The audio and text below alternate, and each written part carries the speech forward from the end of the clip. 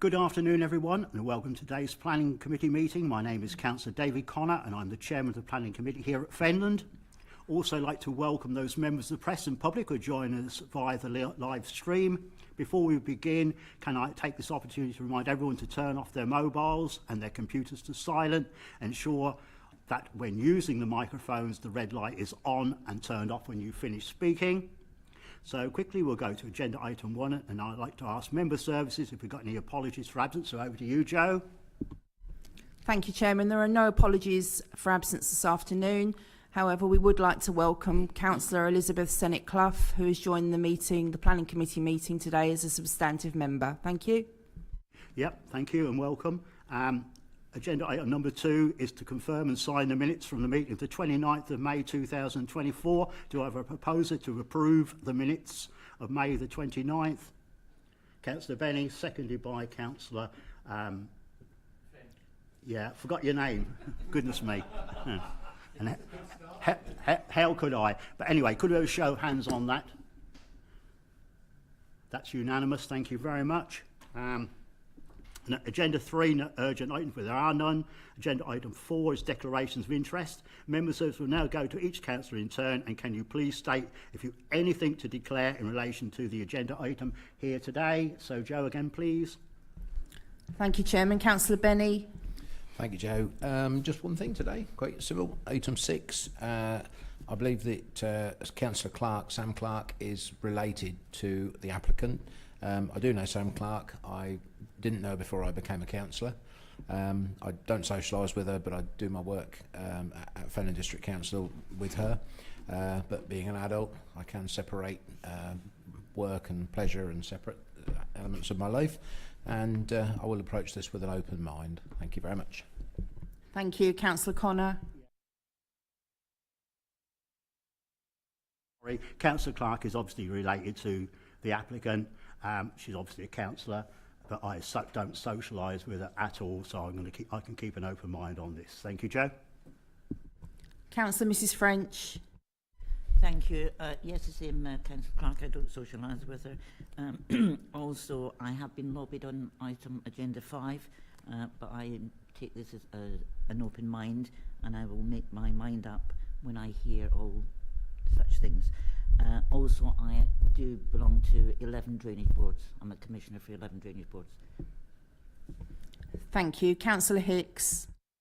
Yeah, I have been lobbied on item number 6 on the agenda today, but I remain impartial.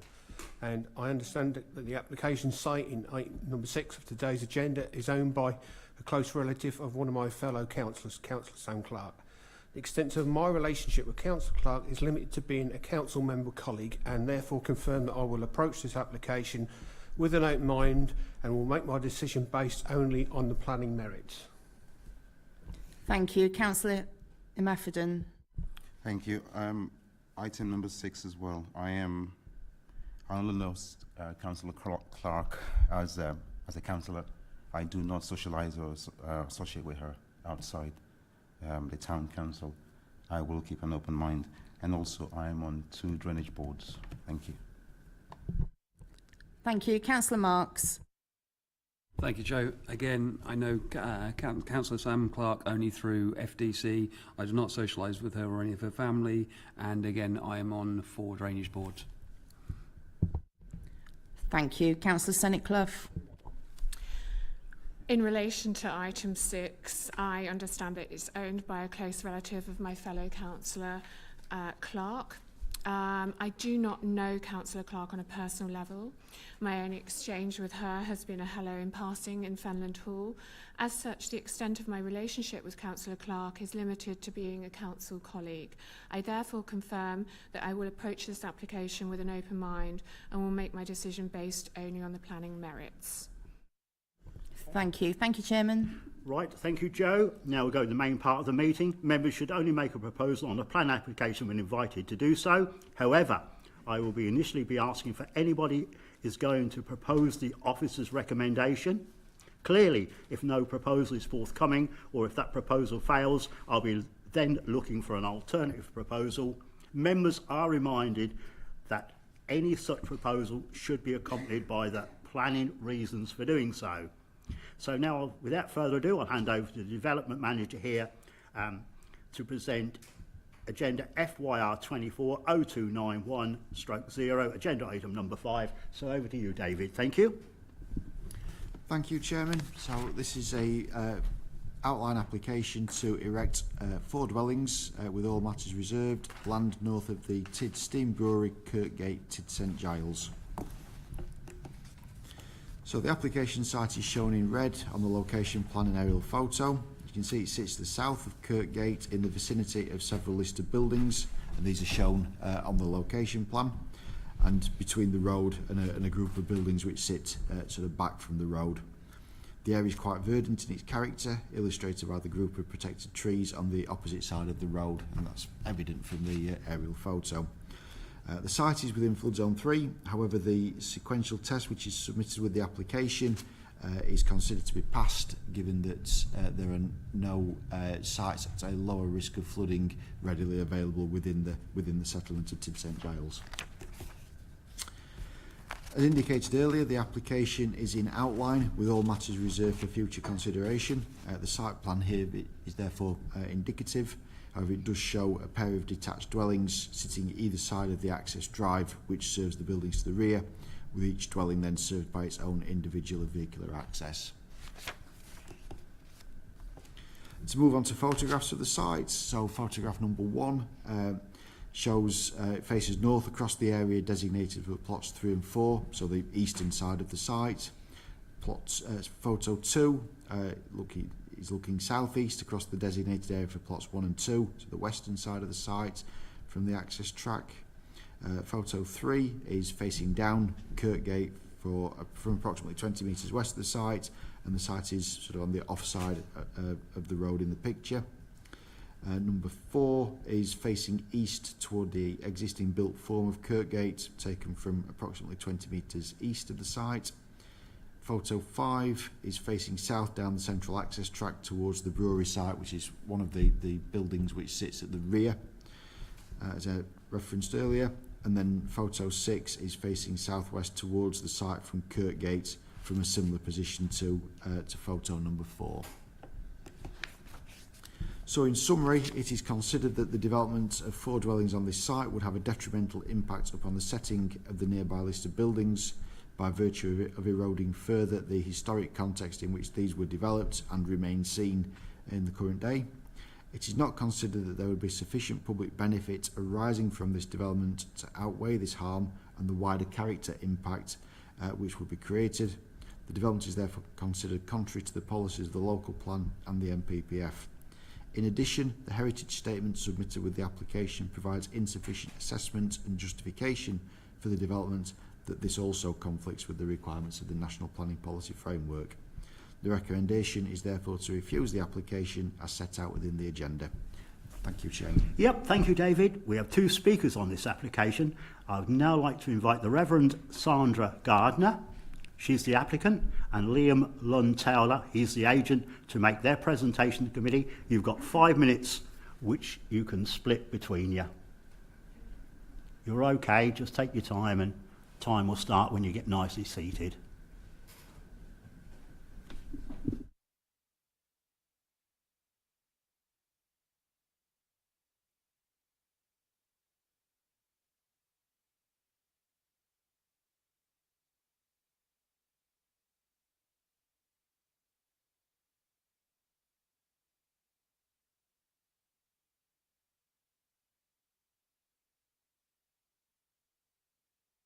Just for the tape, we'll just wait for Joe to come back.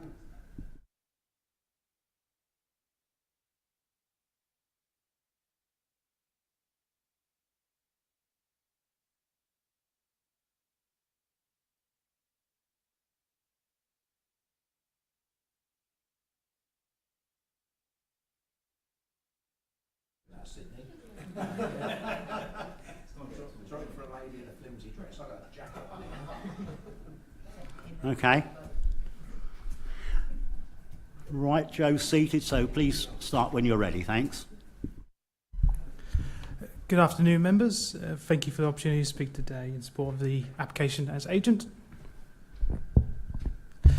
I'd first like to mention the reason for the application submission and before you today. The applicant is a charity based in Tid St Giles, and part of the charity's objective is to manage land for the benefit of Tid St Giles and parish of Tid St Giles. As such, the application before you today seeks to develop the land for market dwellings to increase its value. Land will then be sold on, and the money obtained through that sale can then be available for the charity to fulfil its objective and benefit the inhabitants of the parish. The charity has already received some kind of interest in the land, so there's something there. But historically, the charity has supported various groups and individuals, including student grants, equipment for the church, swimming lessons for the school, wheelchairs for the member of the public, facilities and adaptations to properties, to sport users, and furthermore. As such, the application is considered to deliver a community benefit if approved today to outweigh the conservation concerns. Besides me as a trustee of the charity, you'll be able to speak more in depth about the detail of the charity. But regarding the officer's concerns on character, Kirkgate Street has undergone a significant growth over the last 10 years.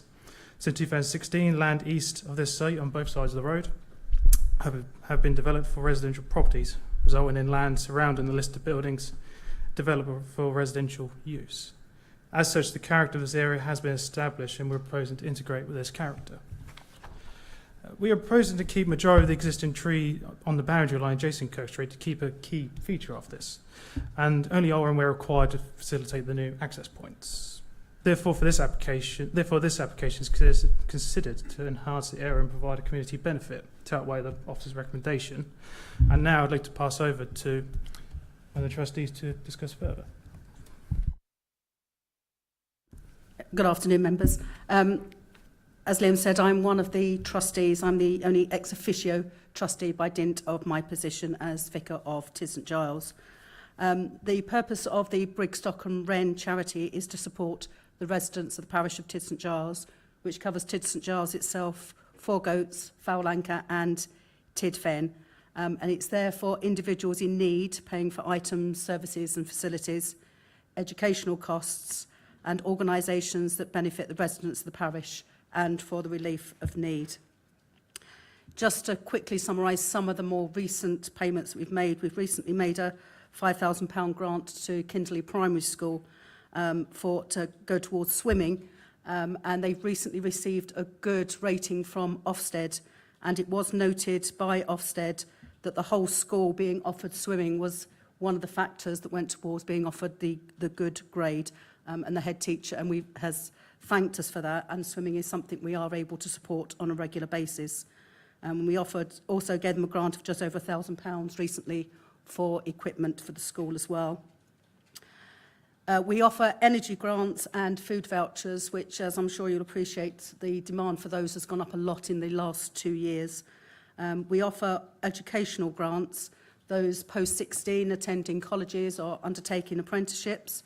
We offer grants to undergraduates as well as mature students, including those that are retraining. We make contributions when requested to organisations, as I say, such as the school, the lunch club, community events, and for complete and open transparency, yes, to the church as well.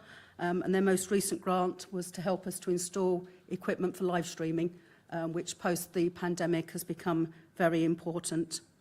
We also make individual grants based on their merit, which have included a swimming pass to a young lad with specific educational needs, as well as tools to attend the men's shed. And we've been able to contribute to young people in their travel costs attending college. Most of our income comes from allotments, and as somebody that comes from the metropolis of London, allotment means something very different down there to it does up here. It's quite big tracts of land, so that's where most of our income comes from. We do have some money invested, for which we receive some income, and we are not able, under our constitution, to use the capital. We only can use the income. And so that's why we are limited. So we are hoping if we sell this land, it will be for the benefit of the community. Thank you very much. Any questions? Happy to. Yeah, it's a really interesting presentation. Thank you very much. Members, Councillor Benny. Yeah, thank you. Good afternoon. The charity work, very commendable, but this does stay within TID, and the small villages around. This is not going to go to big charities. No, it is. From what you were saying, I think this is a very commendable charity. It is specifically for the residents of the parish of Tid St Giles. Yes. Yeah, thank you very much. Councillor Hicks. Yes, I see you've got a thing on here for this outline plan permission. If you was to get planning permission, what sort of properties, what is style of properties? Because there's some new builds next door. Would it be sort of similar to that, or what have you got in mind? Can I pass that to Liam? I would initially, how I'd look at it, I would almost look at what's been built very recently, just north of that site next to the listed building. I think that within the last 5 years or so. So I'd look at that kind of style and adopt that principle. So yes, I'd keep it to that. Because there's two new builds next door, which is sort of like they're being built at the moment, or they're like those. Yeah. Yes, exactly that kind of approach. That's what we'd look to go to. Okay. Nothing any more at all? No burning desire to ask any more questions? No, thank you very much. Thank you. Excellent, thank you.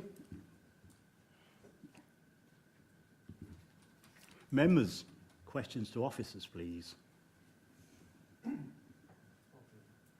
Okay, yeah, absolutely, Councillor Hicks, please.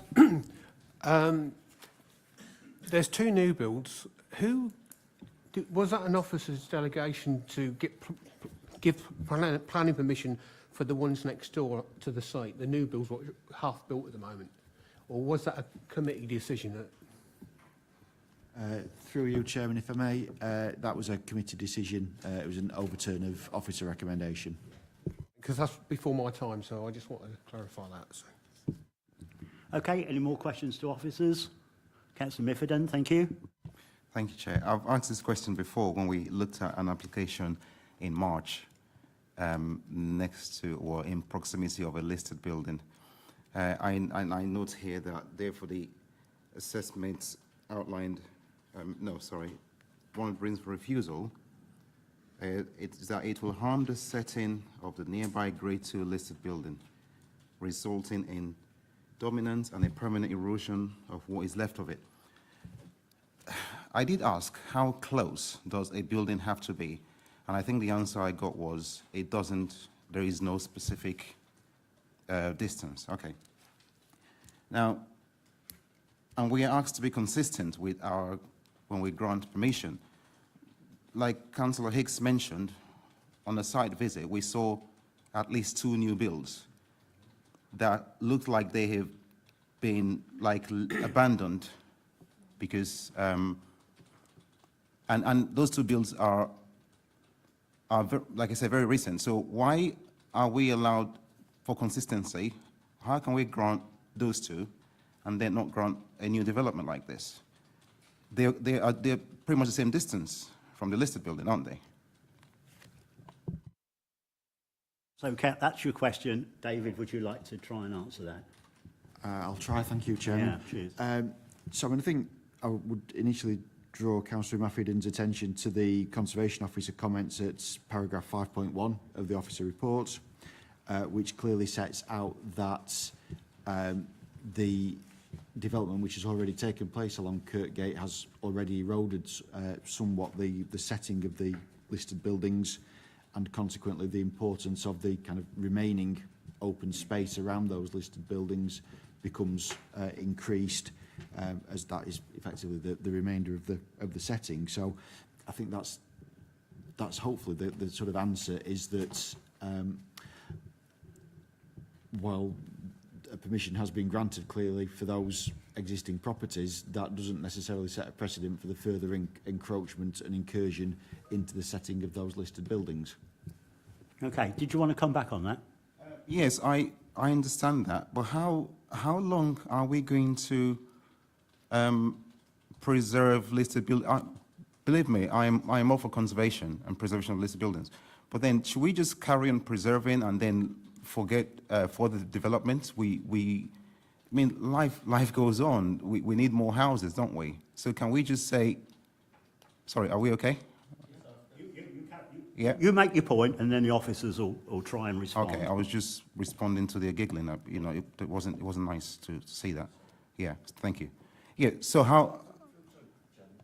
Sorry, through you, can I just clarify to Councillor Maffidon that there was no way that we were I'd actually quite upset that you've raised that potentially myself and the head of service were giggling. We were conferring as to who would be best placed to answer your point. So I would just like to. Oh, clarify thank you. that. I apologise for that. Yeah. Okay. I'll draw a line and go into the question, so hopefully David and the head of service can answer your questions, Councillor Miffordin. Thanks. Thank you. I think the answer to the question is that essentially the council has a legal duty set out in the 1990 Act to have regard to preserving the setting of listed buildings. The advice that we've got from our own conservation professional is that this would encroach within that setting and would harm that setting. The officer judgment is that there's no material planning benefits to the wider public that would outweigh that harm, and consequently the officer recommendation is the one that's in front of you. Thank you, Chairman. Yeah, that's a good fair point, but I think it's well answered by the officers. Councillor French, and I've remembered your name this time. Thanks. Thank you. That's very kind of you. Mr. Chairman, we have this repeatedly when we have applications near listed buildings, and I have repeatedly said, you know, we need to have some kind of discussion, training, etc., with our conservation officer. I mean, many years ago, you may remember Charlie Walsh, I think it was Charlie, who actually built a house that was on TV for Church Street next to St Windrinner's Church. That passed flying colours. Up the road, when unfortunately a resident's house burnt down, which was slightly closer to the church, it was up to be refused, even although it had been there for 200 years. So, you know, we really need to get more guidance on listed buildings, conservation, etc., etc. Relevant point. I remember both of those situations really, really well. So the point's really made, and we will be getting some more training on when the agenda's not so big going forward. I think you can confirm that, David, you guys, can't you? Yep, so the answer is yes. Any more questions? Councillor Clough? Senator Clough, thank you. Thank you, Chair. So this is a question to the officers. Obviously, I'm new and I've got all this information in front of me. Tid St Giles is described in the local plan as a small village and where development is considered on its merits. I've gone through all the papers and I understand the application is for four detached executive style homes. So the style seems to be sympathetic to the setting. You've mentioned the words encroach and harm in relation to listed buildings, two of which I understand are across the street and one is the other side of some other buildings on the same side, but there's some buildings in between. So my question is, for me, it all sounds a bit abstract, encroach, harm. Can you describe how specifically it will impact these listed buildings? Thank you. Yeah, David, thank you. Thank you. Through Chair. I think the initial point to make is that this is an outline application with all matters reserved, so we have no indication as to what the final properties would be if members are minded to grant outline planning permission. And indeed, I think that it was in the agent's sort of presentation that the intention would be that effectively if outline planning permission is granted, the site would be sold on. So quite clearly, the actual design of any dwellings in the future would be a separate matter to be considered at that stage. But I mean, in terms of the actual impact, again, I would refer back to the Conservation Officer comments, but essentially this kind of informal group of buildings is very much the type of group that you would have seen at the edge of a settlement, very much marks sort of the transition between what was kind of the historic core of the village and the wider open countryside, and the sort of as a result of that, the buildings would be seen in a sort of an open context. The assessment is that the existing development which has taken place has already eroded that sort of edge of settlement feel and sort of made these buildings more located kind of within the core of the village. And as a result of that, sort of the context in which those buildings were originally developed and the context in which they've been seen historically is therefore eroded. and the sort of the significance of those buildings is diminished as a result of that erosion and being seen more in the context of other built form rather than being seen as sort of buildings or a group of sort of dispersed buildings in more of isolation. Hope that helps. Are you happy with the explanation? Or would you like to come back? Somewhat. Thank you for your time. You use the word eroded quite a lot, and I'm still not quite sure how. I've been out to the site and visited it, and I understand that it says here that the majority of existing vegetation is due to remain, which to me is something really positive. But I understand what you're saying about the outline planning permission, and that in the future, the site will be sold. So thank you for your points, but I'm still quite not sure how it will erode the historic buildings that are there, but thank you. Okay, that's fine. We're still in questions for officers. Anybody like to add to those? No? No burning desire to? No? Thank you. Right.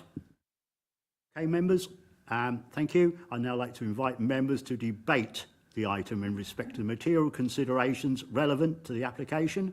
If you'd like to speak, please raise your hand. So we're in debate. Councillor Benny, thank you. Yeah, thank you, Chairman. Well, myself and Councillor French went out Sunday morning and had a look at this. So we visited the site. We've got building right next door to this. We need to be consistent in our approach to how the committee looks at this. I do think that the reasons LP16, LP18 are very subjective. One man beats another man's poison. Whether you accept it is harm or whether you accept its progress and development, it is two sides of the coin. The fact that right next door to this site, we've already got planning permission. In fact, we've got building underway for the two houses opposite. And I look at this and you can't sit back and not develop. Things do go forward. There is progress, there is development. Villages cry out for homes, and you want the right type of homes, which I do believe these would be the right kind of homes on plots like these. It's very subjective. I personally feel that the harm, if any, is minimal. I don't think that this is demonstrous harm to the setting of the listed buildings. And just because something is built doesn't mean it's harmful. It can enhance that and make it better. So I really feel at the moment, unless somebody can sort of win me over the other way, I see no reason to turn this down. And certainly with the community benefit for this charitable trust that's doing so much for the village, that is going to do so much good for this village. Although that really isn't part of a planning application, because that is about land usage. But I do feel that there is very, very clear community benefit that will go back to this community. And I think that is it's a good, solid application. Councillor Marks, thank you. Thank you, Chair. I have to say, I do agree with Councillor Benny. We've got listed buildings there, but in saying that, there are a number of areas throughout the country that have listed buildings that also have brand new buildings beside them. I think the building is in the design, or that part of it should be in the design, which will come back to planning, should this be given permission. Do we feel comfortable that this land should be built on? And at the moment, yeah, with the benefits it can give to the community as well, things do move on. Things that were listed are probably 100, 150 years on. It doesn't mean they're right or wrong, but equally, building there, it gives 4 more homes. It gives money back to the village, which is being ring-fenced for the village, which is good. I know that's, but we take that into consideration as well. At the moment, I really can't see any reason why this should be turned down. No. Anybody else before Councillor Hicks, before I come in, thank you. Just quickly, I would like to make the point that these buildings are going to be surrounded by vegetation and trees, so you're not going to be able to see them much anyway. And number two, this is an outline plan of emissions. So in other words, if it comes back to us and we don't like what's on there, we've got the opportunity to turn it down anyway. So it's just my points of observation there. I tend to agree with all of you, really. What's been said, if they're sympathetically built the way the two opposite over the road are, they'll be absolutely fantastic, and I think it'll only enhance the setting of it, really. So, unless a rabbit's going to be pulled out the hat, I think I will definitely be supporting this application. Thank you.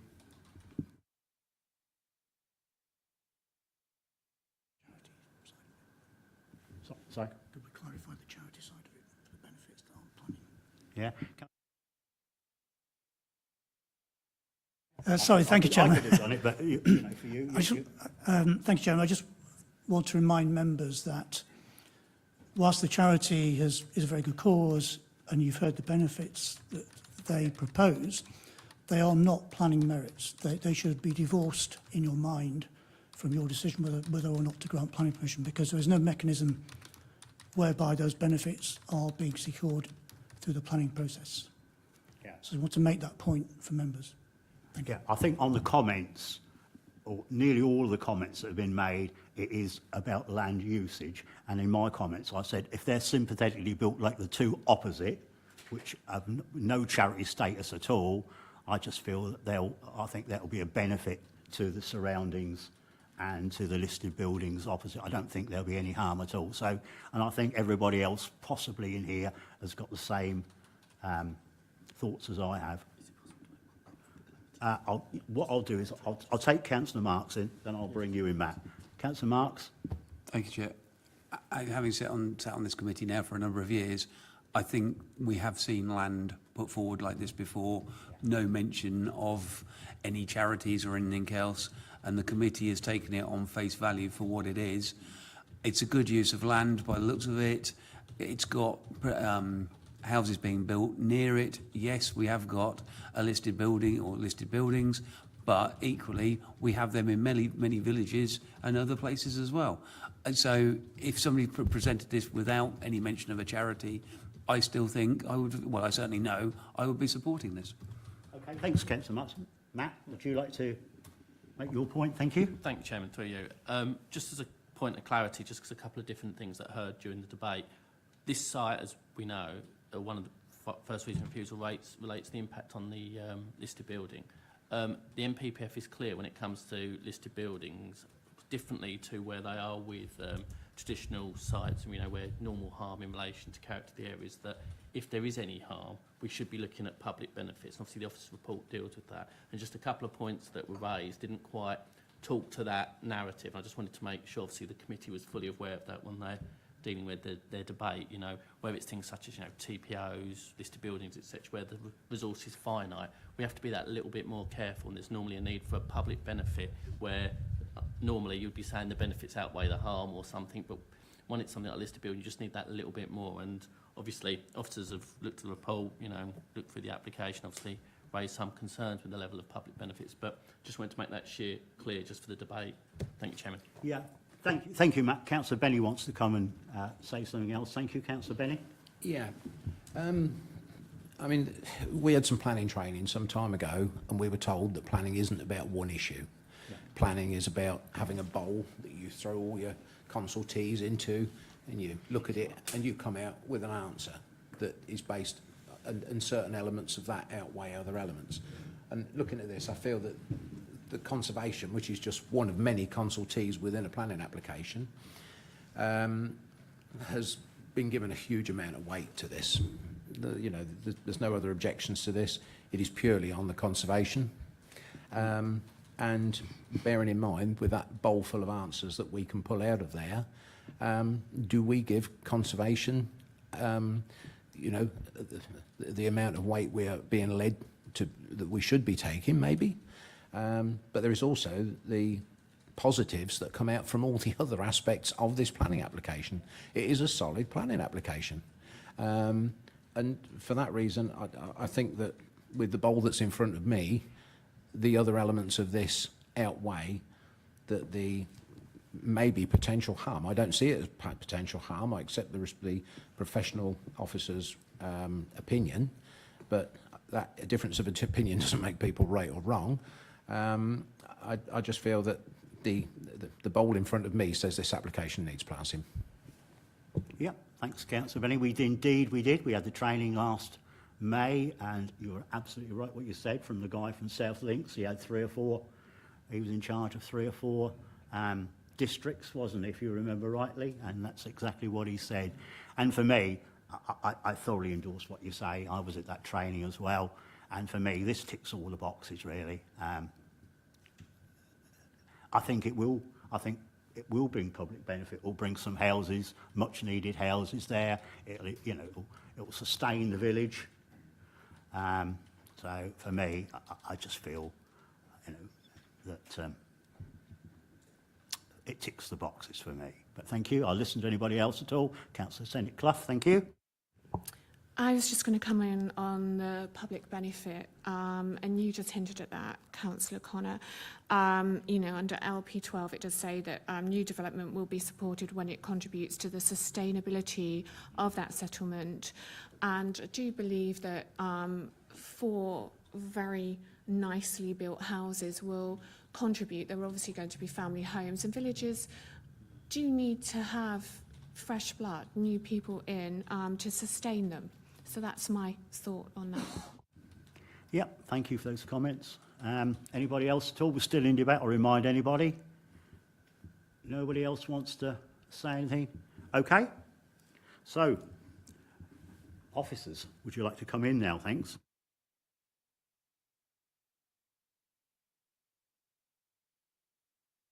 Just leaves me now. Do I have a proposer to go with officer's recommendation to refuse this planning application, to refuse it? Have I got a proposer?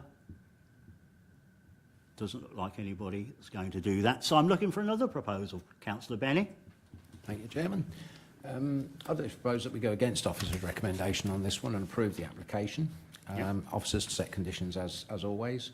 My reasons are that the reasons put before us to refuse it are very subjective, and I feel that there is community benefit. I would park the charity to one side in this. That is not part of my decision making, but this is about land usage. I think it's good use of land, and we just have a difference of opinion, which doesn't make it right or wrong. It's just a difference of opinion, but that is my views and that is my reasons for going against this. I don't hold with what is here in reasons for turning it down. I think the community benefit for this outweighs the maybe potential harm that it could do to the setting of these buildings, and we need homes. So you've heard the proposal. Have we got a seconder on that? Councillor French?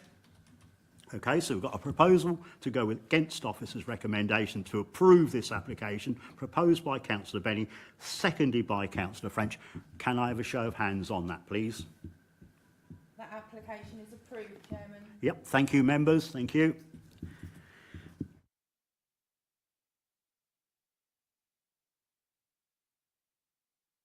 So, I'll now again hand over to David Rowan to present application F/YR240249F, agenda item number 6. So, David, again, when you're ready, thank you. Thank you, Chairman. So this is a full planning application to erect 6 dwellings, 2-storey 4-bed, and the formation of 2 access points and a pedestrian footpath, land east of 156 High Road, Newton in the Isle. Just to update members on a further representation received from the Parish Council, which isn't referenced in the report. So the Parish Council have recently written to us wanting to set out that their decision to support the application was not a unanimous one. So the application site is shown in red on the location plan and aerial photo. It sits at the edge of Newton as the village transitions into the countryside. The existing dwellings to the west of the site are predominantly bungalows, giving a strong character as Newton is entered along High Road. The site is within flood zones 2 and 3, and some members may recall that in June last year, the site was granted permission in principle for up to 6 dwellings. As indicated previously, this is a full application, so the 6 dwellings are proposed in the alignment shown on the plan. There are two access points proposed. One serves the sort of western 4 dwellings and the other serves the eastern 2. So this results in the proposed dwellings having a slightly different alignment to the bungalows to the west, which you can make out on the site plan, and also would still sit slightly forwards of the dwelling, which is at the corner of High Road and Rectory Road to the east of the site. A footway is proposed along the frontage of the site, which you can probably just make out in yellow. Might be slightly clearer in the plan, which is part of the agenda pack. And this is proposed to link from the easternmost access point along the frontage of the site to then link to the existing footway on High Road in front of those existing properties there. So for clarity, the footway is not proposed to run at all to the east of the development. There are 2 house types proposed as part of the application, and these are now shown on the screen. And also a proposed street scene is shown here, which illustrates the scale of the development when viewed in the context of the bungalows to the west, and also the existing dwelling to the east, and the somewhat stark and jarring visual impact which would arise from this. So moving on to photos of the site. So photos 1 and 2 show views looking east along the frontage of the site towards Rectory Road. Photo 3 shows the bungalow to the west of the site and a view west along High Road, whilst photo 4 shows a wider view west along High Road and the bungalows on that northern side, sort of adjacent to the site. So to summarise, whilst permission in principle has been granted for the site, the details of this full application now need to be considered. The scale of the dwellings proposed are considered to be excessive when compared to the adjacent dwellings, especially the bungalows to the west, and would form an incongruous feature having a detrimental impact on the character and appearance of the area. The relationship with the dwelling to the east, number 118 High Road, is considered to be unacceptable due to the visual dominance, adverse impact on outlook arising from the scale and positioning of the development in relation to this property, and additionally the site is in flood zones 2 and 3.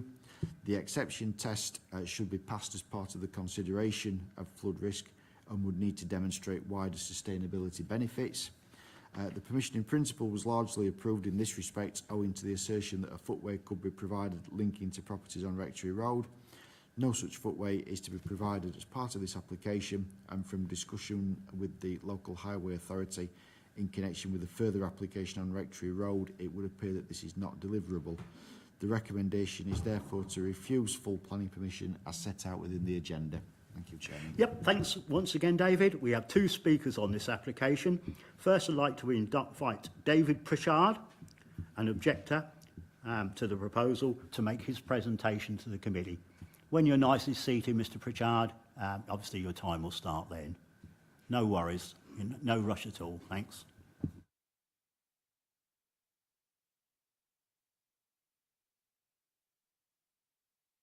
Absolutely, whatever you need to feel comfortable with.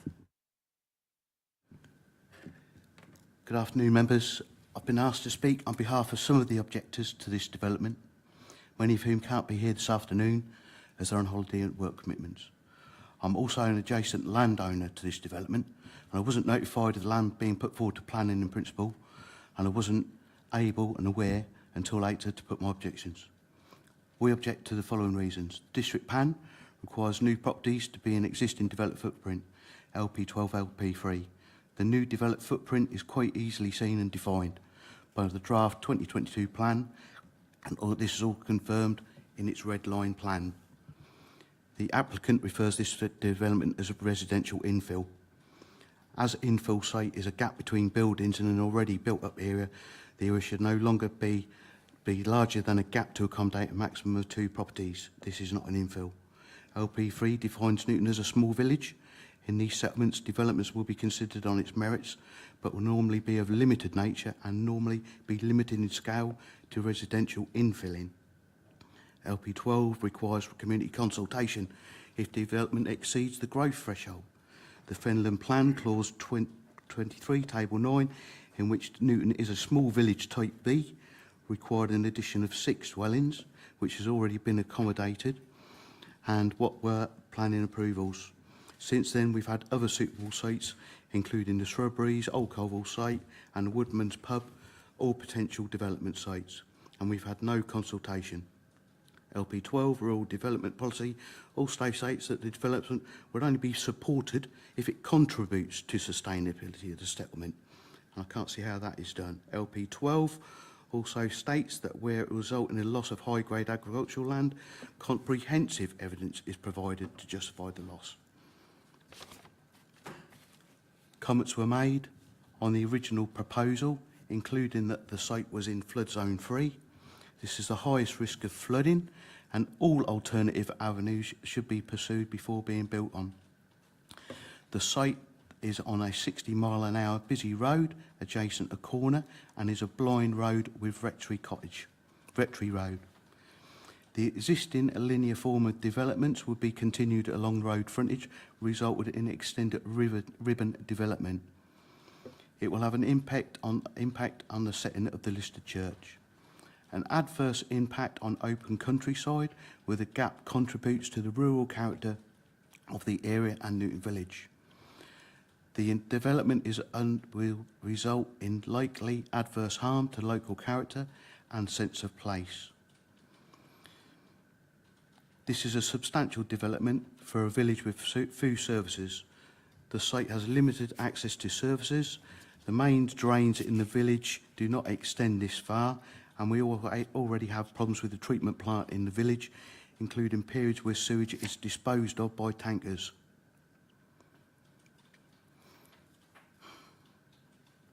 In summary, the proposal is incompatible with the national planning policies for managing flood risks. As an adjacent landowner who has a drain on his property, this site being flood zone 3, I am at a greater risk of flooding. How's the water going to be controlled of, and what is the sustainable urban development strategy for this site? The FRA says that the site is free draining and water makes its way through Taylor's Drain to the south of the site and the main drain. Well, I've lived in the village all my life and I've never heard of Taylor's Drain.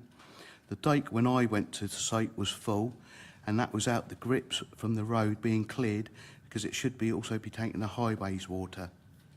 As you enter Newton from the south, there's a slope down to the village.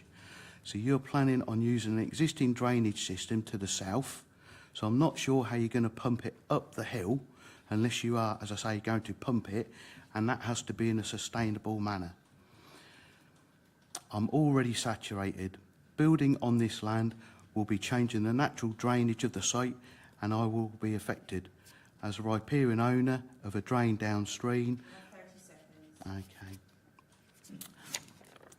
We've also had a lottery in the village where 351 responses, 56% of the population wanted to remain a small village. And I'd also say the houses being proposed will require schools being developed. And the houses, we're already full at the capacity of a lot of the schools in the village, and that is without the major developments which are currently being undertaken in Wisbech and the surrounding areas. Okay, just about the right time. You did very well there. Thank you. Right to the second. So, members, any questions? Thank you. Sorry, I was a bit confused 30 seconds towards the end. You mentioned there's 351 people, but it was a lottery. Can you just explain what you meant by that? Sorry. The parish council carried out a survey which was sponsored by lottery money of the village, and there were basically responses to this survey, of which 50%, the majority of the people in the village, said they would wanted to remain as a small village, and an even larger group expressed desire for no further building of any kind. And it was undertaken by the parish council. The results have been given online in the parish council website. Unfortunately, I did at one point put it on to one of my emails because I'm also not happy with the development down Rectory Road adjacent to me. But it is a published document by the Parish Council. Councillor St Clough, please.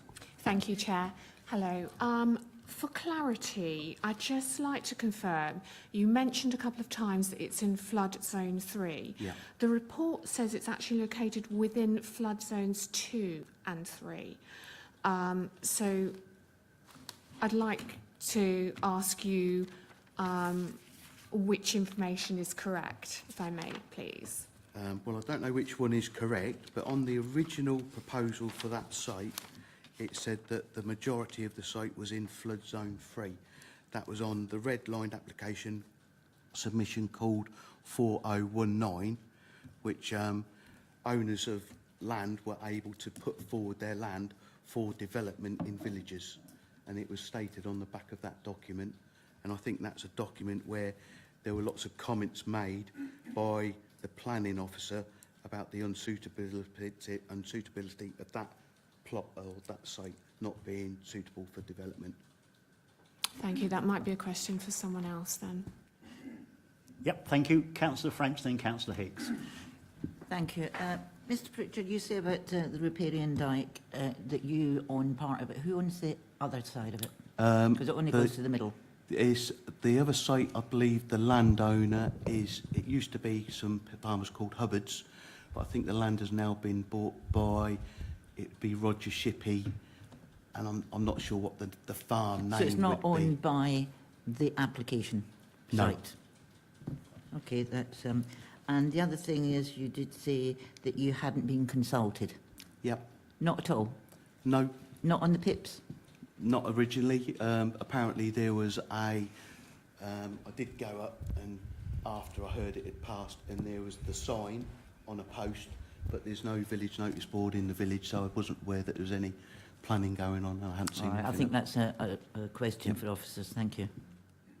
Okay, thank you, Councillor French. Councillor Hicks, and I think I'll come in myself. Thank you.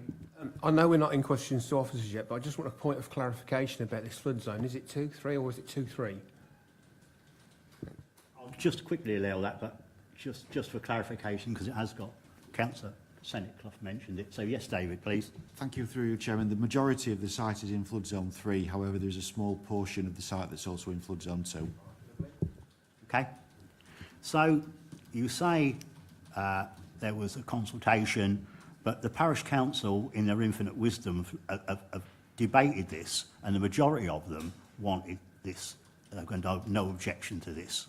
So, and I went there on Monday. That's right, Monday, sort of mid-morning, and there was a yellow sticker saying there's, and that is, I do believe that's all the council has to do. I think that's the way they do. But but as in a parish council, you say, well, you didn't have this against the pub and 2 or 3 other planning applications. They all come before the parish council to make their comments. So to say you haven't been consulted, you haven't possibly yourself, but certainly the parish council would have. Most definitely. I wasn't consulted as an adjacent, I think I'm an adjacent land to the whole of that site, and I wasn't a consultee at the time. Okay, so like Councillor French, we'll let officers, obviously, that'll be probably a question for them. So anybody else got any questions before we let some kind gentlemen go? Councillor Benny, no? No? Okay, thank you very much. Very good, thank you. Right. So I'd now like to invite Liam Lund-Towler, of course he's the agent, to make his presentation to the committee. You have also got 5 minutes when you're nicely seated. Thank you.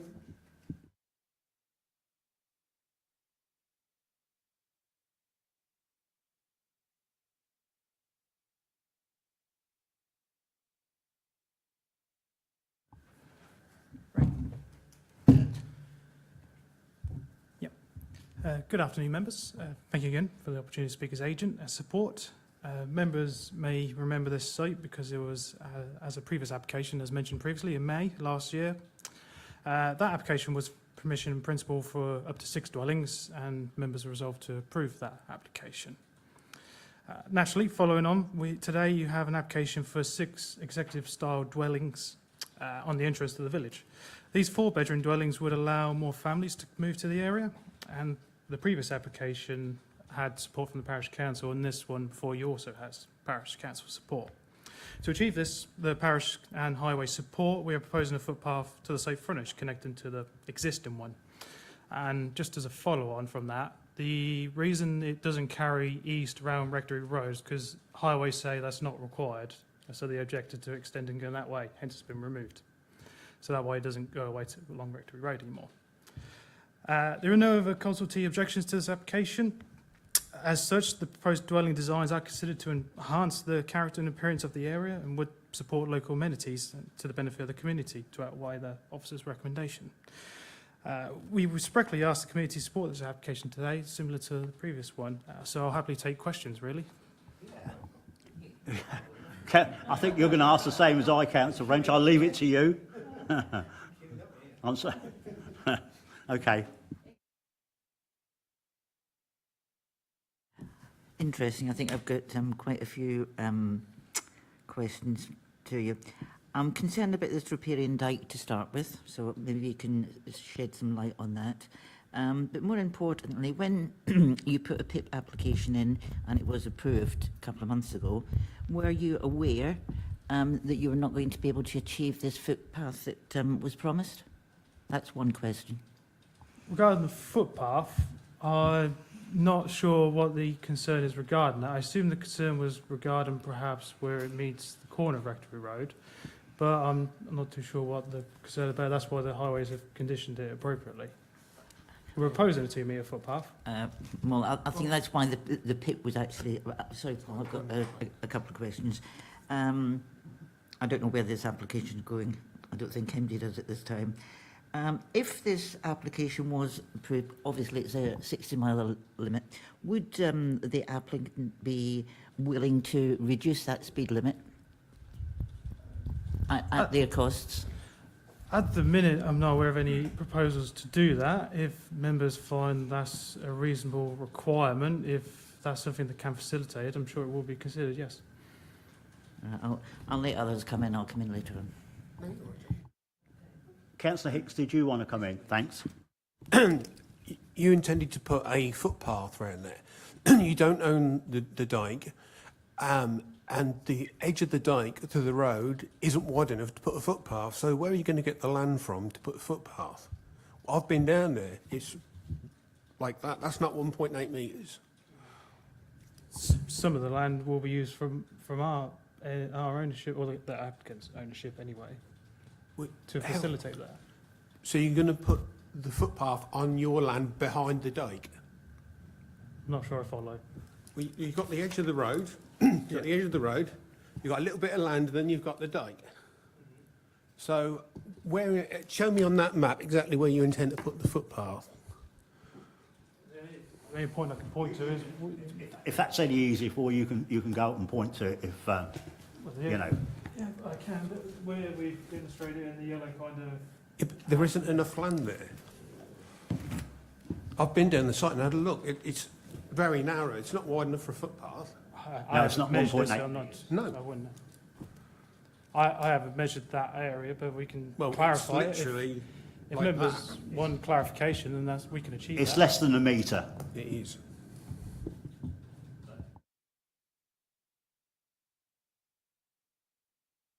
Oh, I was going to say, well, that's my point. I don't think you're going to be able to achieve a footpath. What I can suggest to that is we can happily look at it, but as far as I'm aware, we should be able to achieve it.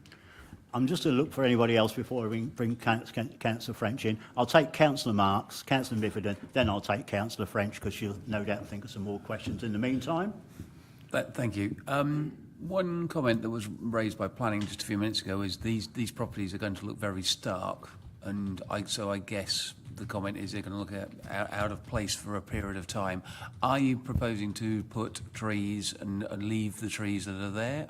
I had a quick look through and couldn't quite sort of work out what your proposal was. Yes, no, we are keeping trees where we can and proposing trees along the frontage. There is some dotted on the site plan as a current to be conditioned, so no, where we can. Councillor Miffordin, thank you. Thanks, Chair. It's back to the footpath issue and the dike as well. And also about the access to the site.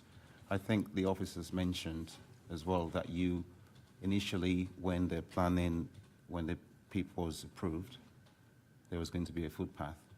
And I think that would have influenced the committee passing the application. But now the footpath is in question or is being removed. How do you think you're going to convince the committee to pass it this time? We're not removing it, we're trying to propose and to achieve it. That's the intention, that's the proposal in front of you today. That's what we want to achieve, to overcome the concerns and follow the previous committee's reasons for approving it because of that footpath. Yeah, I think you said Highway said it was no longer required. We didn't require beyond, so I don't know if you can see on, so may I point, is that okay? Absolutely, carry on. This second access is to the east of the property. It no longer extends round this way towards Rectory Road because Highway said it was not needed to deliver the development, so it was removed accordingly because otherwise they were going to keep their objection. So we removed that for Highways officers' reasons, not because of our own, but originally the application had it included. Okay, thank you. I'm not going to see the justification why Highways would say that at the start. I don't know why. I'm absolutely... No. It's just not Highways. It's just not Highways comment that I'm familiar with. But anyway, we'll bring Councillor French in now. Thank you. Yeah, I'm a bit confused about Highway. I did read on the planning portal what Highways did actually say, and my understanding is what you're trying to tell us isn't the way I interpret it. Anyway, that's what concerns me, as I did point out in my members' interest. I am a commissioner on 11 drainage boards, and I take drainage exceptionally serious, and I'm really quite concerned about this one. There's a riparian dike. You don't own half of it. I've seen many dikes right across the whole of the district. I was nearly flooded myself at Westray a few months ago, and that was a riparian dike as well. So drainage really is something that has to be taken serious. How do you actually plan to get rid of the surface water? And also I am concerned the fact that you're not on main sewage there. And I know that when there's private sites that have to be tankered out on a weekly or fortnightly, monthly basis, I think there's lots of questions in this application that haven't got answers. And as far as I'm concerned, I don't think it's a complete application, and I wouldn't be looking to support or refuse, but I think I would be looking to have this deferred to get the answers that are missing. Yeah, there is. You're absolutely right, Councillor French. I don't think there's anything we can actually say is complete with this. We don't know about the footpath. We don't know about the drainage. Yeah, but anyway, we'll leave that for the debate. But any more questions at all? Yep, Councillor Marks. Thank you. Just going back to the sewage. Would they be individual treatment plants, or would it be one combined?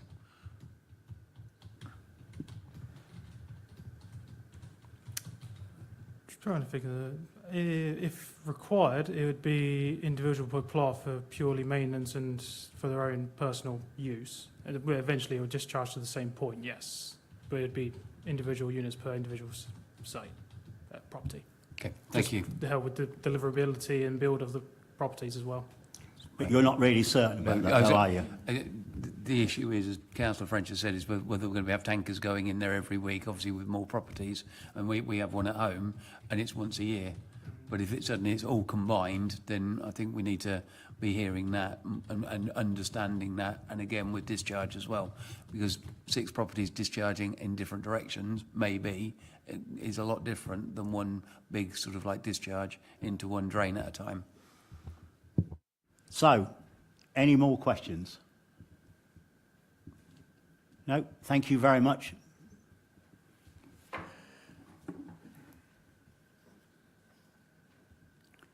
Members, it's time for questions for officers, and Councillor French is first, Councillor Hicks second.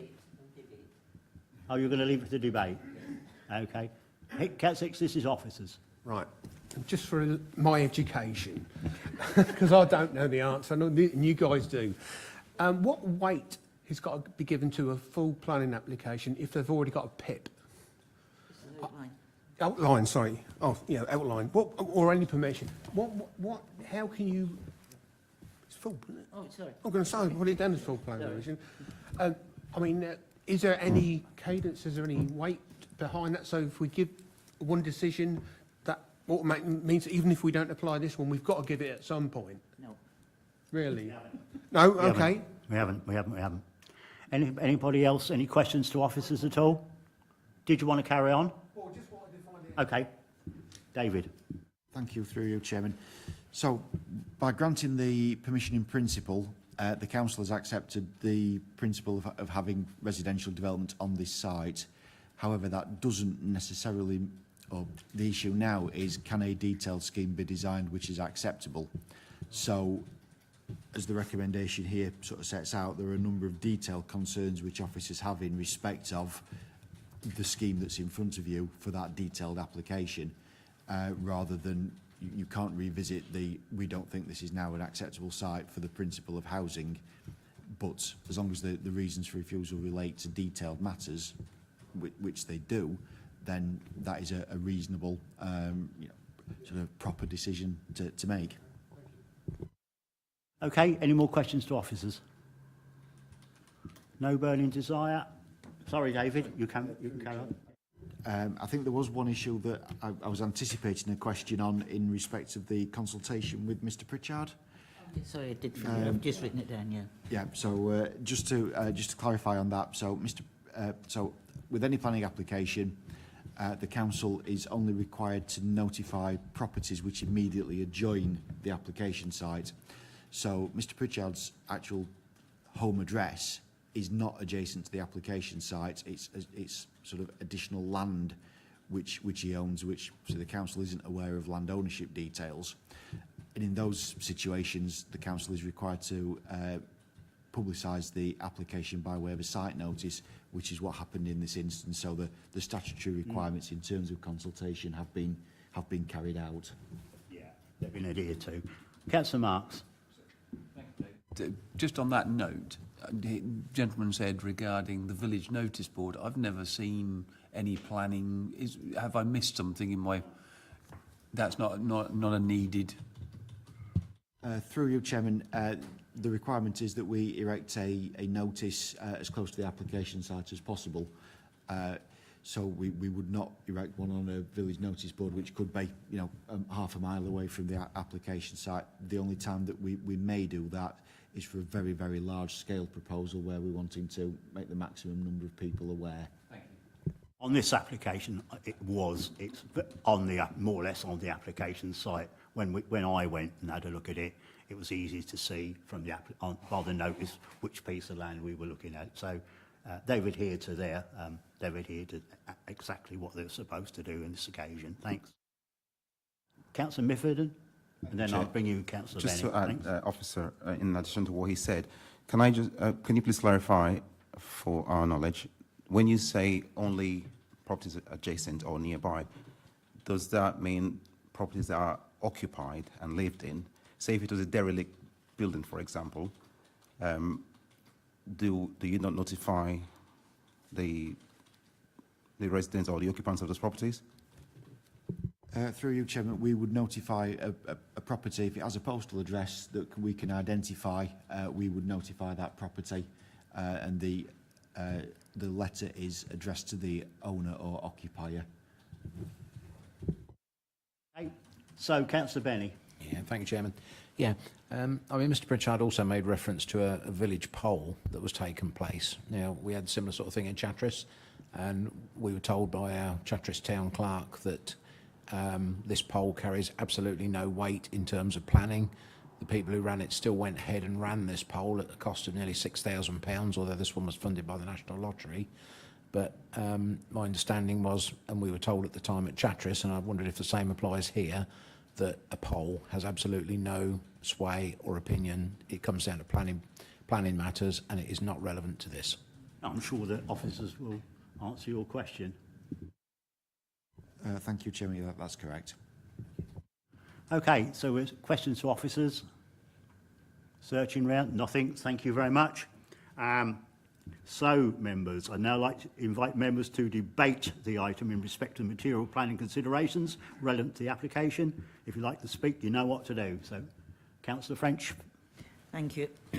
As I said earlier, Mr Chairman, I believe this application is incomplete. It would be wrong of us to make a determination either way until we get some proper answers. First and most importantly for me is flooding, sewage, discharge of surface water. They've not been addressed and they need to be addressed. As you're well aware, the situation I was in at Westray prior to Christmas, which was now an enforcement sits on it. I would hate anybody to go through what the residents actually suffered at Westray. And certainly this is the ideal opportunity to get these answers. Highways, we still haven't got a satisfaction answer on highways or footpaths. We seem to be in conflict with highways. I mean, I sit on transport and highways at County Council, and I do know that these are very professional officers and they do not get things wrong. So as far as, and speed reduction, I would like to see, because it is a village. So as far as I'm concerned, I'm not going to debate this anymore. I would like to see this deferred. Yeah, I'm going to come in there. I echo your thoughts. It's just nothing you can hang your hat on to say, I'm going to either pass this today, because there's so much we're not sure of, or I'm not sure of, and it looks like other people in the committee is not as well. So for me, Councillor French, I think you've got this one exactly right. This needs to be deferred, and it needs to be brought back at a later date when we've got some more intimate knowledge of the site, so we can make a determined decision, a proper decision. So I'm looking for a deferment on this. Councillor Benny, thank you. Yeah, thank you, Chairman. Yeah, I concur on that. I mean, the planning in principle was granted on the basis that we were going to have a footpath for the village. Yes. And that is not there. I mean, I've been on this committee for years, as you know. Never have I heard of highways saying you don't need something that's on offer, and it was on offer before. And the drainage, yeah, if water has to go uphill, you can build a pumping station. But it is. I mean, it's part of a drainage scheme that will work, but we haven't got the drainage scheme in front of us that says this works. You know, I think if we're going to defer it, we should defer this on the footpath and drainage. We've already agreed, this committee's already agreed, that we are, the principle of development on this land is right. So I think to turn it down on anything else would be wrong. But if we're going to defer it, it would be deferred on those two grounds. Yeah, just looking at the front of this, it does say that this application has to be determined by the 28th of June, 2 days' time. What, if we defer this, what knock-effect will have this upon the authority? Funny enough, I am just going to bring the officers in there, because it's just a question I asked when you were... Through you, Chairman, I mean, as the sort of the front page of the report sets out, there is an extension of time in place until the 28th of June. Quite clearly, within it, the sort of applicants, we're in the applicants' hands as to whether they agree a further one with us. If they don't, then this is an application that will go out of time and will count against the authority in terms of its performance figures.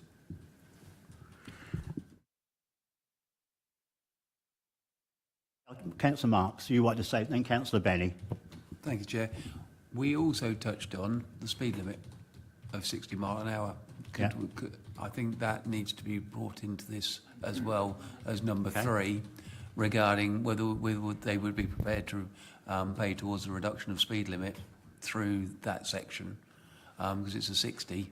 So I think we need to see that reduced. Are we saying we want to reduce down to 40 or 30? 40 or 30? 40. Sorry? That's 20. We're going double Wales. So we're going for 40, but as I say, I believe that should be brought in as well. I think so. Yeah, I mean, if this needs an answer by Friday or 28th, whenever it is, I mean, could we condition this so that the drainage and path, that is a big ask, but is that something that could be? Because we've agreed the principle of development on here. That was decided. And Poor application. Yes. it is. That's the bottom of it. Yeah. I don't like knocking applicants, agents, but this is a poor application. This is one of the poorest ones I've had the misfortune to chair. And I don't mind putting that on record. This is a poor application. Mr. Chairman, could we get the agent back to see whether he would accept a condition of an extension of time? Okay, I'm going to do that because I'm going to do that. It's unprecedented. Would you like to come back and answer Councillor Benny's questions?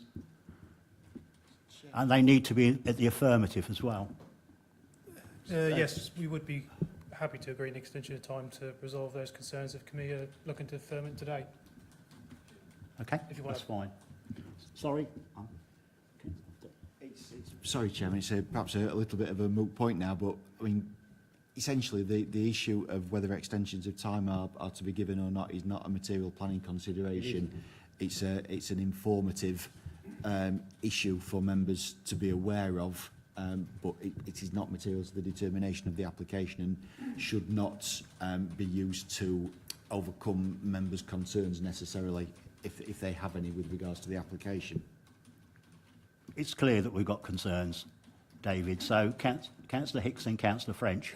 Yeah, also, I'd also like to put on the conditions of coming back that I want to know exactly how much land is suitable for a soap bath and whether it's achievable to do it. When it comes back again, it's a condition that's on the... so when he comes back, he'll have that armed with that information. That will be one of the things if we defer it. Yeah. Councillor French.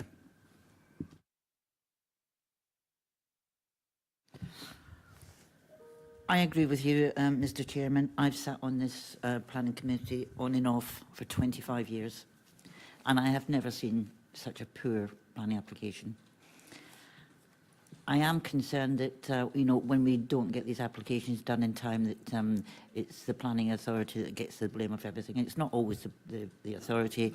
As I say, I've never seen such a poor application, and I'm really surprised, having known the actual agent. I've never seen such an appalling application, and I'm going to change my mind, and I'm going to go with officers' recommendations to refuse this and let them come back. It was a PIP. They've rushed this through without really considering, probably clap their hands, they got the PIP, hip, hip, hooray. But it's a poor, poor application, and I have now changed my mind. Yeah, I'm not averse to doing the same myself, but I'm going to bring in Elizabeth St Clough in, and then I'm going to bring in Councillor Marks. Just to reiterate, thank you, Chair, just to reiterate what Councillor French has said, CCC Highways actually recommended a condition over their concerns about drainage, and the footway should be constructed before the start of the development. So this is not new news, and it just appears to me to have been overlooked in the application. Yeah, good point. Councillor Marks. Thank you. I hear what Councillor French says, and yeah, to a certain degree, I've seen, this is probably the worst one I've seen, but I've only been on this for 4 years, so obviously I bow down to people who've been on it a lot longer. I also don't recall seeing the agent before. I know from the company, but I don't sort of like the agent who's here today, and I'm just wondering if there's maybe a little bit of naivety on behalf of the agent who's put this in front of us. I don't know.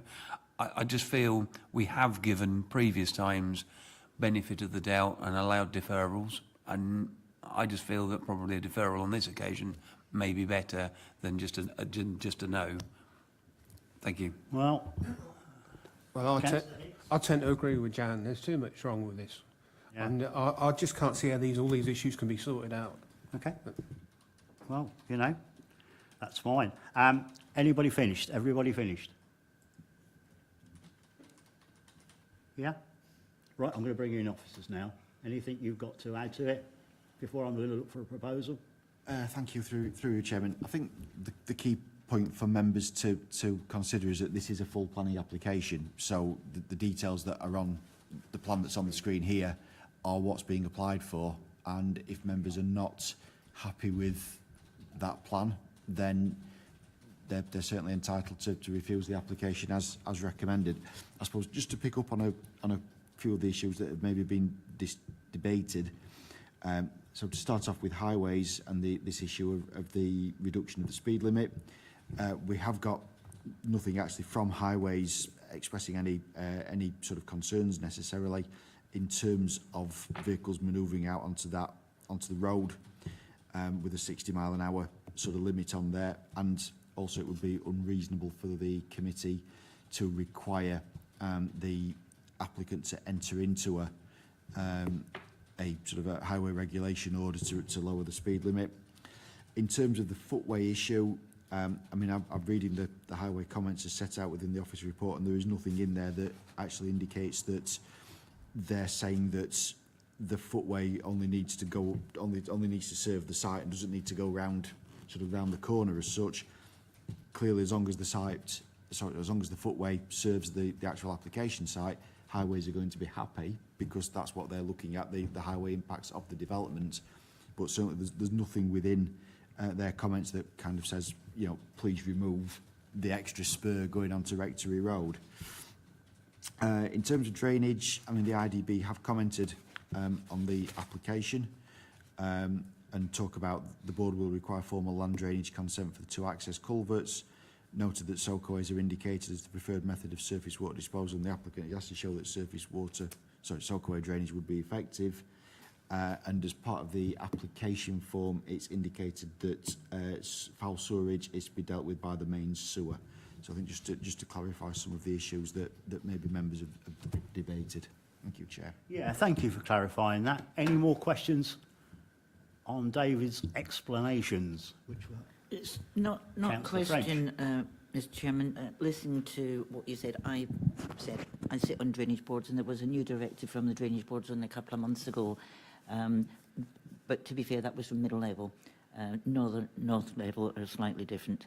But one of the big issues we're getting, especially with the amount of rain we've had over the last 12 months, it is a concern. It's right across the whole, and if they don't get this surface water, if you speak to the environmental department at Fenland, they can tell you in the times that they have to go out to private sewage systems to try to sort them out. So I think, you know, we need to be listening to them as well. We haven't got the answers for the sewage, we haven't got the answer for surface water, and I just think it's an application that really isn't ready for a determination. Okay. Councillor Marks, we're still in officers. We're still in for officers. Can I just clarify then, David? You were saying that sewage will be dealt with via the main sewers? Through you, Chairman, I can only comment on what's on the application form, and that states, just so we are clear, that states that it's to be dealt with by main sewer. So, right now I'm really confused. I think what Mr. Pritchard said, maybe I heard wrong, there is no main sewage there, is that correct? It didn't run up to the site. It doesn't run up to the site, that's what he said. Is that right? Just nod your head. There is no main sewage. But this just makes it even worse, because this is contradicting everything. But sorry, can I just say then, surely if the applicant has put that in, that should be we could condition that it was to be put. So that's for him to pay. How can you condition something if there isn't a main sewer in the village? It's not there. It's not there. Well, is it not main sewers at all in the village? Oh right. Okay. Right. Sorry. I missed that's that the point. Sorry, Right. that's the point we were making, Councillor Mark. You can't condition anything that's not there, can you? You can put it on your wish list, but the wish list ain't going to be there. We'll ask Father Christmas in December. No. If I may come back, Mr. Chairman, I remember several years ago, bless him, John West, he was very much into flooding, etc. And I still got a document at home, and it was when it was suggested that some of these small villages actually went first connection onto main sewers. And that was probably, he's been dead 14 years now, so that was probably about 16 years ago. And Westray, where I live, is not main sewers, even though it's part of March. So the chances of this being on main sewers is zilch.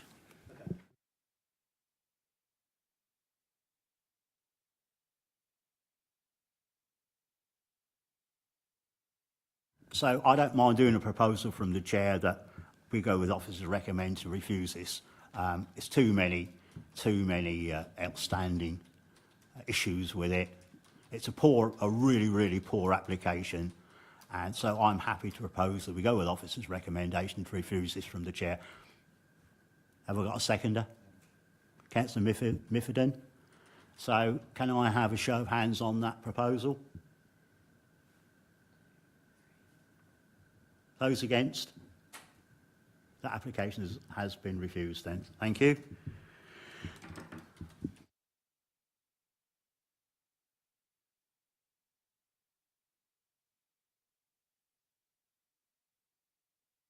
So now we go to David again to present application FYR 230791F, agenda item number 7. So David, busy afternoon. Away you go again. Thanks.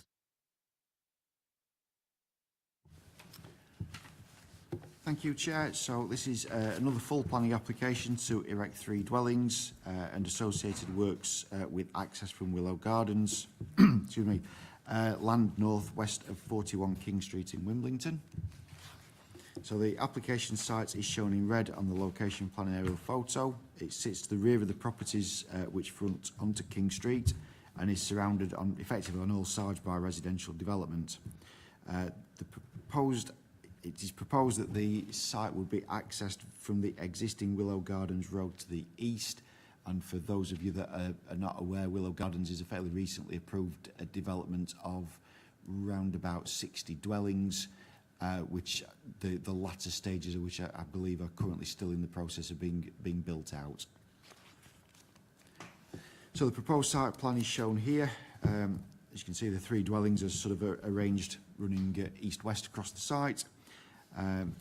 The private drive is proposed to the north of the site, running from Willow Gardens. As you can see, the sort of the grey spur coming off the road. This would serve all 3 dwellings with a turning head at its sort of western end in front of plot number 1, and then the three dwellings sit to the south of the access road.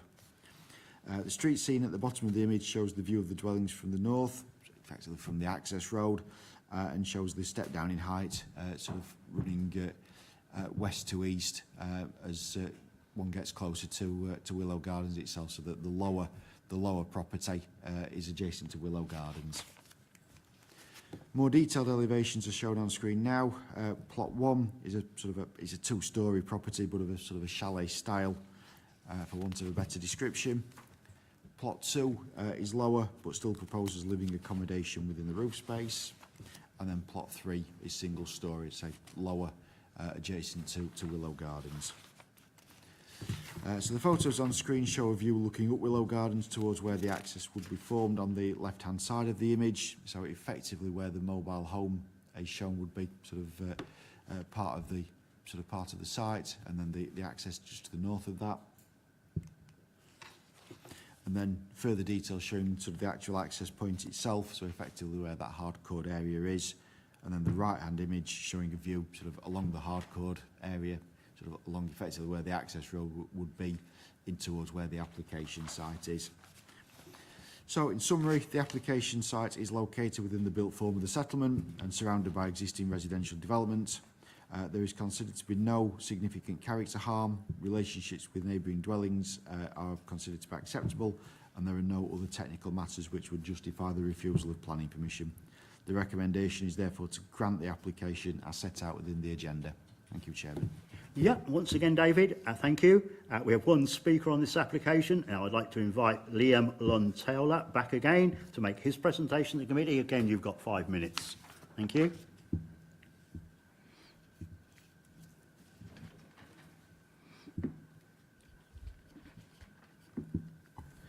Thank you, Chair. Thank you, members. I'd first like to thank the officer for the report, as we support their findings and recommendation of approval. During this application, we reduced the scale of the dwellings through discussion with the plan officer, which has enabled their support. The reason for this application at committee today is because of a number of the neighbourhood objections, and the main reason for these objections were high-risk concerns. I can provide a bit more background on that. So during the application, middle of November, we received highways concerns about access. About 5 days later, we've resolved their issues and got email confirmation to the same. Unfortunately, the revised drawings and that highways comment was not uploaded until the 7th and then the 5th of March. During this time, the neighbours raised objections about highway's original objection letter, but we had already resolved this. So I just therefore like to highlight we have resolved highways officers' concerns and the highways have no objection to this application. Overall, this application is considered to be in the heart of the village within walking distance of local amenities, surrounded by residential properties, resulting in a logical development to produce minimal impact and support local services. The Parish Council do not object to this application either, and as mentioned within our support statement, the applicant, Palmer family, are long-term residents of the village who sold off the Fenland land but retained this site with the idea to potentially develop it for their family, i.e. one for their parents, one for kids and their families respectively. So that's the reason why this has been retained. In conclusion, the application is considered a logical development within a residential area and dwelling design supported by officers. As such, we respectfully ask committees to support the application today. Any questions? Any questions at all? Yeah, I've got one or two. Okay, 5.1 in the pack, it says Wimblington Parish Council, and it goes on to say the proposed erection of these 3 large-scale dwellings is not in keeping with surrounding, and it goes on to say natural light, close boarding fencing, and it also goes on to say on the 17th of May, we've had the ability to compare the old and revised plans, and the case of Wimblington Parish have no further objections to this application. No further objections, but they have objected to it, haven't they? And a thing of mine in 5.3, the proposed development for 3 dwellings with a new shared access. Yeah, I want this adopted by highway. I want this S38 agreement sorted out.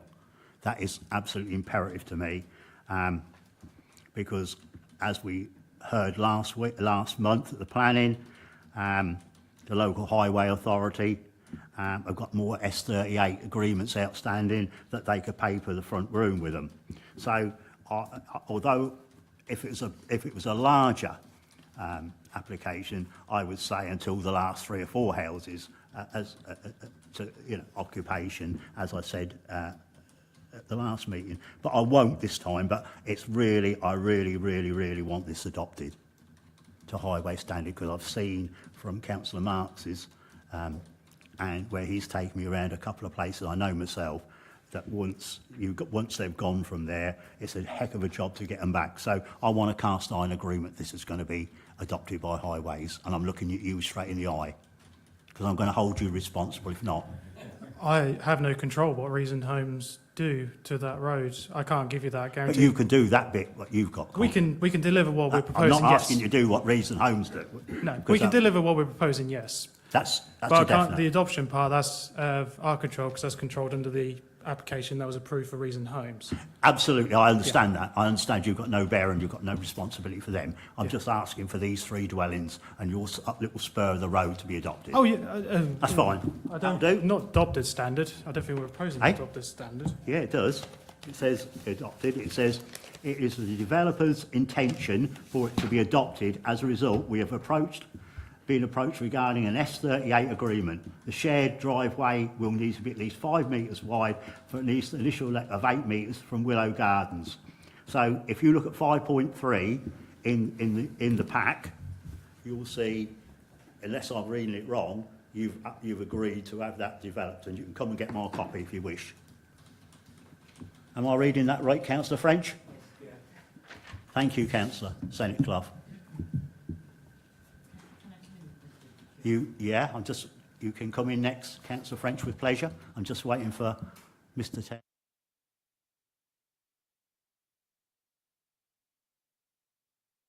As I understand it, yeah, Willow Garden is the shared private driveway. No, it says the 3 dwellings. If you look on the second line, it's not Reasoned Homes.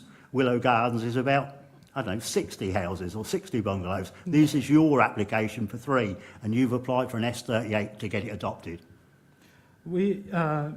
we're proposing permeable paving surface. I'm not sure that's to the highway standard. So we're not proposing that.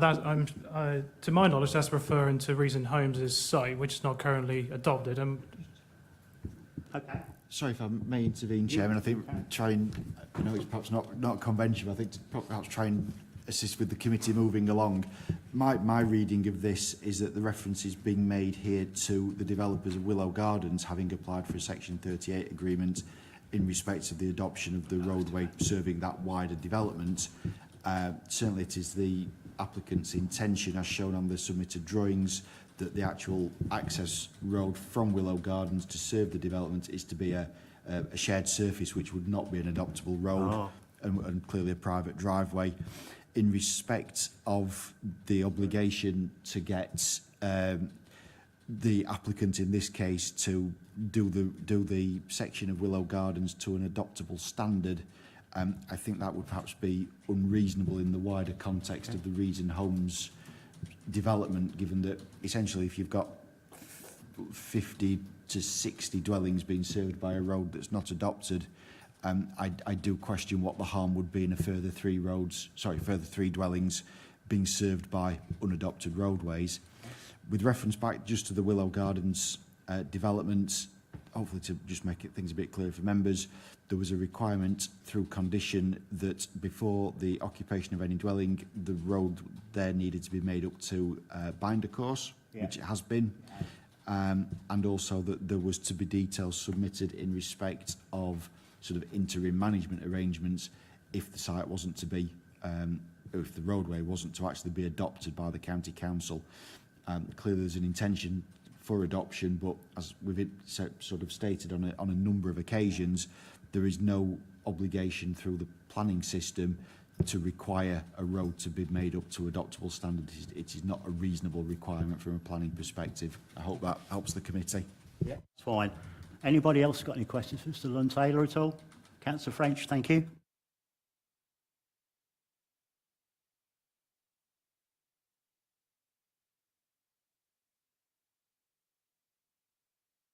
Sorry, the applicant is not Reason Homes, it's Sarah Palmer, and you're the agent, which I think is confusing. The bulk of the development is Reason Homes. Now, Reason Homes have been out for many, many years, and most of their developments, I can't say all, but most of them are up to adoptable standard and taken over. We've seen unadopted stuff. It end up years down the line an absolute and utter mess, and it leaves the people who live in these dwellings in a mess. We've got it in the Birches at March, there's 33 dwellings. They haven't got a street light. There's nothing wrong with the road. It could have been adopted, but because the developer didn't have it adopted, these people have got no street lights. It's as black as whatever in the winter. I've tried every way to try to get them all to come together to pay for the street lights. Because they're all buy for rent, it's not happening. And this is what's happening right across the district with these unadopted stuff. I know we can't force it, but I think it's time that we actually spoke to yourself and other agents to get these roads adopted, and and stop leaving people with big problems down the line. Absolutely right. Anybody else got any questions for Mr Lund before we let him go? No, thank you very much. Questions to officers, please. Thank you. Councillor Mifferton, thank you very much. Thank you, Chairman. I'm not sure if this is what officers can answer, but I'll certainly appreciate if they can throw some light on this S38 issue. Because when we went out with Councillor Marks, we saw some sites that had some roads that had not been adopted for decades. Yeah, and with the ironwork sticking out of the ground and the street lights not working and stuff like that. I just wondered if officers could throw some light on that for us. Please, David. Through Chairman, I'm not really sure that I can in terms of commenting on other sites. I can only really make reference to the situation here and what members effectively can and can't do in respect of determining this application. As indicated earlier, there is no obligation or no powers through planning legislation to require a road to be actually adopted.